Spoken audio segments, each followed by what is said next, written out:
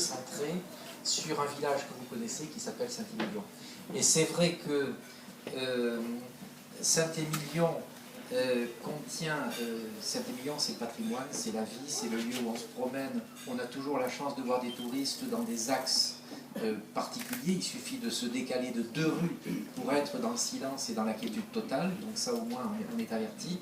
Et puis, la problématique qu'on a tous à Saint-Émilion, et qui était celle de ces deux événements qu'on va fêter ce soir, c'est de dire comment faire résonner, alors je m'amuse toujours avec ces mots, mais comment faire résonner ce patrimoine d'une manière moderne et contemporaine.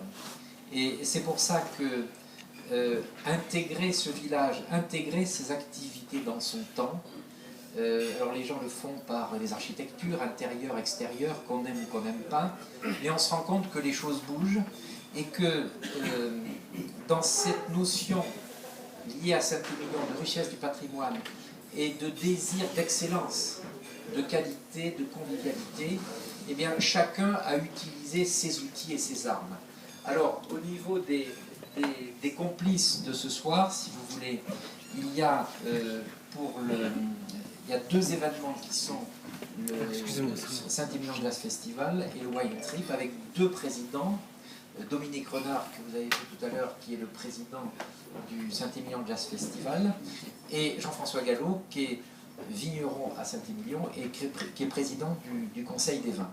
Et alors, je commencerai par l'homme qui a fait la récolte. Alors, ce qui est extraordinaire, et Dominique va vous en parler, je parle de Dominique. Simplement, Dominique Renard a eu la chance dans sa vie de parcourir le monde pour porter loin l'image des vins de Bordeaux ou de Saint-Émilion. Et ce qui se passe, c'est que Dominique, c'est par ses voyages autour du monde que finalement Dominique, passionné de musique, a fait ses récoltes.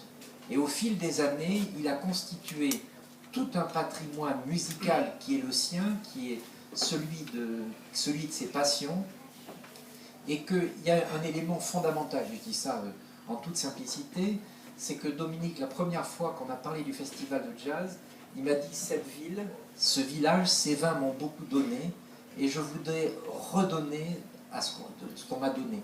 Et je trouve que cet altruisme est suffisamment peu répandu pour qu'il soit noté. Et c'est en ce sens que Dominique, l'ambassadeur, a inventé le festival de jazz de Saint-Émilion. Et je passe la parole à Dominique. Merci Eric de ces gentilles paroles. C'est l'histoire d'une passion et d'une rencontre aussi avec un monsieur qui était lui un professionnel de la musique, qui s'appelle Christophe Degael, qui est derrière, qui est manager d'artistes depuis longtemps. Moi j'y connaissais rien, si ce n'est que j'aimais ce domaine. J'étais assez éclectique d'ailleurs en matière de musique, pas simplement jazz, mais ça pouvait aller du rock'n'roll à la musique classique aussi. Mais c'est vraiment la passion pour un village. Je suis amoureux de Saint-Émilion, je suis vraiment un inconditionnel de ce village. Je le trouve beau, je vais m'y promener l'hiver tout seul, en vélo, quelquefois à pied. Et je ressens la même émotion à chaque fois. Quand je suis à la Tour du Roi, en bas, devant ce balcon absolument phénoménal, je me dis qu'il n'y a pas de plus beau lieu dans le monde que celui-là.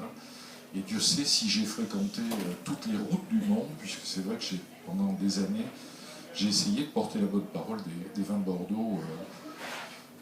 Je pense avoir été même un pionnier dans certains cas, parce qu'en Chine, en 1971, il n'y avait pas grand monde qui y allait, il y avait encore Mao, et moi j'y allais déjà.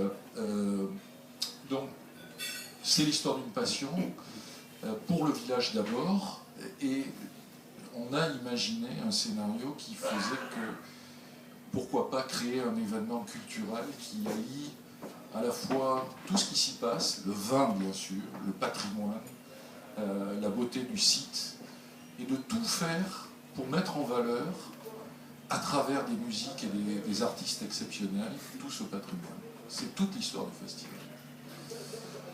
On a besoin d'aide au niveau du village d'abord, parce qu'il y a un patrimoine à entretenir, et c'est lourd. Il y a 1,5 million de visiteurs chaque année qui viennent à Saint-Émilion. C'est vous dire que je ne suis pas le seul à trouver cet endroit exceptionnel. Il y a moins de 200 habitants à l'intérieur du village. Tous ici, nous avons des démarches en tant qu'habitants, puisque à l'heure actuelle, aussi bien Eric que Jean-François, Franck, pas loin, nous restaurons des maisons pour essayer d'habiter au plus près et d'être à l'intérieur et faire vivre ce village. Voilà, c'est encore une fois de plus des rencontres et l'amour avant tout d'un village qui ont créé cet événement. Merci Dominique. Donc ça c'est le monde qui vient à Saint-Émilion. Et en ce qui concerne dans l'autre sens, c'est Saint-Émilion qui va vers le monde. Et c'est vrai que on va parler quelques instants avec Jean-François Gallo, et je voudrais préciser une chose pour les personnes qui ont vu le véhicule qui est devant la porte. Franck Binard n'est pas que le conducteur du camion, il est surtout directeur du Conseil des vins. Donc, au niveau de la presse, s'il vous plaît, merci de préciser qu'il a différentes casquettes, mais que la principale, c'est que Franck est directeur du Conseil des vins.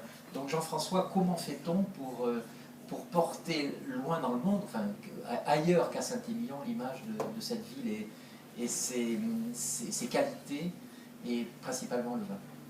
Et je pense d'abord ça passe par la passion qui nous anime. Quand on est né à Saint-Émilion, comme moi, quand on y habite, quand on y a eu voilà, ses grands-parents, ses parents, ses amis d'enfance, voilà, c'est cette passion que l'on a et que les gens ressentent quand ils viennent nous voir. C'est pour ça qu'on est ravis de les accueillir et il y a ces réseaux d'amitié. Et cette envie, cette passion, quand on traverse le monde, quand on va dans le monde entier, comme je l'ai fait moi aussi, comme Dominique, eh bien, où qu'on a, et dès qu'on est de nouveau Saint-Émilion, hein, from the wine, oui, Saint-Émilion, oh, Saint-Émilion, aussitôt, voilà, c'est ce nom magique. Donc, et c'est vrai qu'on a Saint-Émilion, on a avec des gens comme Franck Binard, directeur, voilà, dynamique, jeune, une équipe de jeunes, vraiment à Saint-Émilion, il y a plein de jeunes, moi je suis ravi qu'il y ait vraiment une relève de jeunes, là, vous allez voir qu'ils sont venus ici, des jeunes viticulteurs qui vont vous faire découvrir les vins tout à l'heure sur le camion, le wine trip.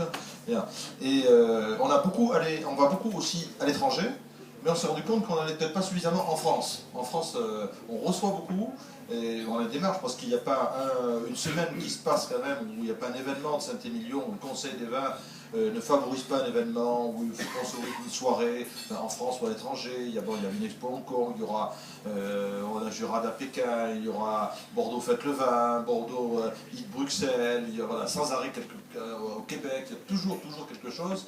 Voilà. Mais peut-être sur la France même, aujourd'hui on se rend compte qu'on n'est peut-être pas assez au-devant de nos consommateurs et des jeunes consommateurs. Moi j'ai vu, on a fait une soirée par exemple au Bristol l'année dernière pour présenter la Coupe des Grands Crus. J'étais étonné, il y avait 600 personnes ce soir-là au Bristol, mais sur 600 personnes c'était 80% des jeunes et 50% de femmes. Donc voilà, et là j'étais content de voir vraiment des jeunes parisiens qui venaient vraiment à notre rencontre, qui étaient contents de rencontrer des propriétaires de Saint-Émilion. C'était étonnant. Voilà. Alors on a dit, mais il faut continuer donc, à rencontrer ces jeunes.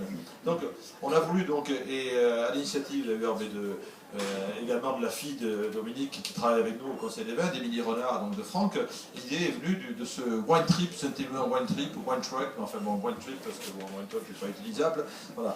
Mais d'avoir ce petit rétro, parce que, comme je l'aime souvent le dire, Saint-Émilion c'est la tradition en marche, donc voilà, donc le camion c'est un clin d'œil un peu à la tradition, un côté un peu rétro et ancien, moi voilà, vintage, voilà, vintage en plus, voilà, c'est le mot en plus bien approprié au vin, mais vintage, moi j'ai commencé à 12 ans à conduire moi aussi sur la gare de Saint-Émilion où j'avais le droit de prendre le HY de mon père pour amener les cartons, donc j'étais ravi de voir ce petit camion, voilà, c'est ce clin d'œil, et ce camion qui va aller donc dans toute la France, cette année sur à peu près entre 15 et 20 étapes, donc au-devant donc, des consommateurs, présenter Saint-Émilion avec donc, un sommelier, avec des viticulteurs, voilà, expliquer ce que c'est que le vin, faire la dégustation, voilà, donc, et on a aujourd'hui dans toutes les villes étapes où nous avons commencé à organiser, on a un écho incroyable, et on a même aujourd'hui un écho international puisqu'on a des articles même aux États-Unis en disant que ce Saint-Émilion Wine Trip ça